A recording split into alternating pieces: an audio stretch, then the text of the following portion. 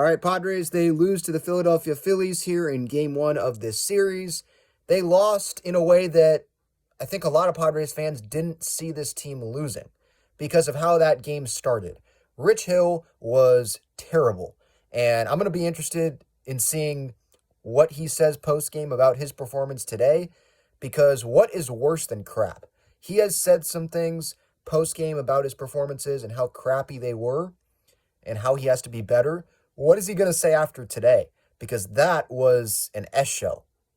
I mean, holy cow.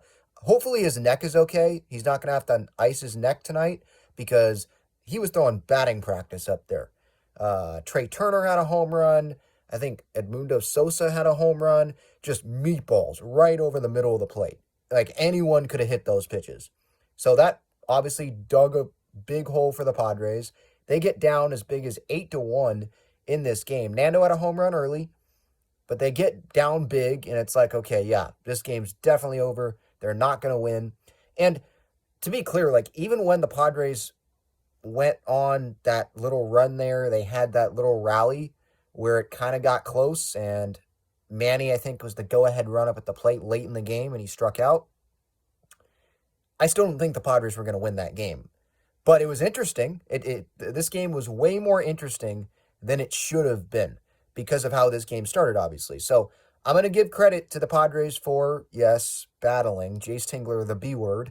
You got to give credit to the Padres for doing that because there have been times this season where they have quit. You know, Juan Soto has even said that in a post-game quote in Seattle. Like they've admitted to quitting when they get down, and that's, at least based on the results, that's not what happened in this game. So I give credit to them for that. Now, this game could have been closer, should have been closer. In the eighth inning there, you have a double steal. Tatis takes third, and the umpire is standing, like, right behind third base. Is he blind or something? Like, I don't get why he was standing so close to the base, and he's standing right in direct line with the throw. And so the Phillies had an extra fielder on the field, essentially. The ball, it's a bad throw by Realmuto. Ball gets past the third baseman. Tatis is easily going to score, and maybe Soto takes third there. Tatis easily going to score if the umpire's not standing right there and takes one off the chest. And so that would have made it, a one-run game? Maybe there would have been a sac fly, but there wasn't, obviously. Manny struck out, and I believe Bogarts got out as well.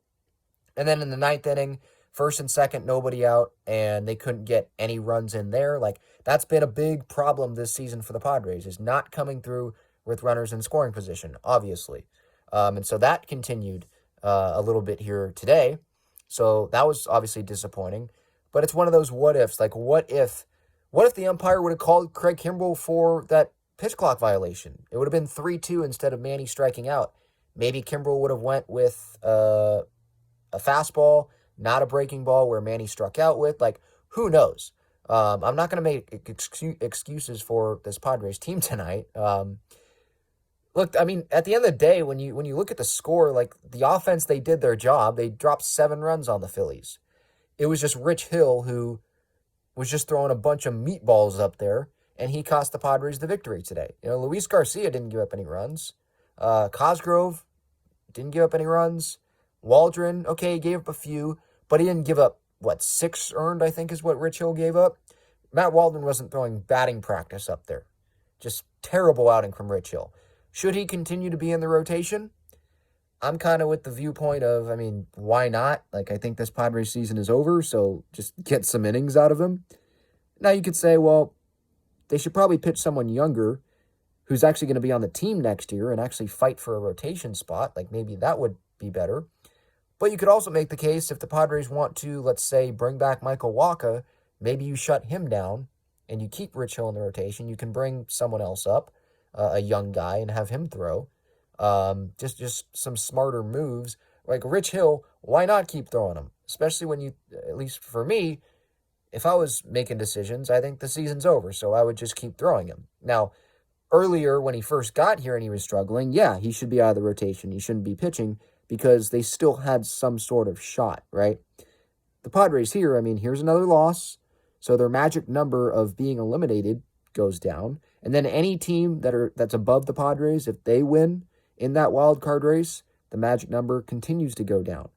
So, yeah, the season's over. And this was another one of those. There's been a lot of these games this year where it's like they're teasing you, right? They're giving you maybe some hope, or at least for me, I didn't really have hope in this game. I know it got close there at the end. They made it more entertaining, I should say that. There's been some times this year where it's like, okay, it's really entertaining here. You're maybe standing up in your living room watching this, or you're really locked into this game at the end, maybe when you weren't locked in earlier because of the score, right? But they make it entertaining, and then they let you down. Like, that's been a lot this season, and that obviously continued today, so sucky loss.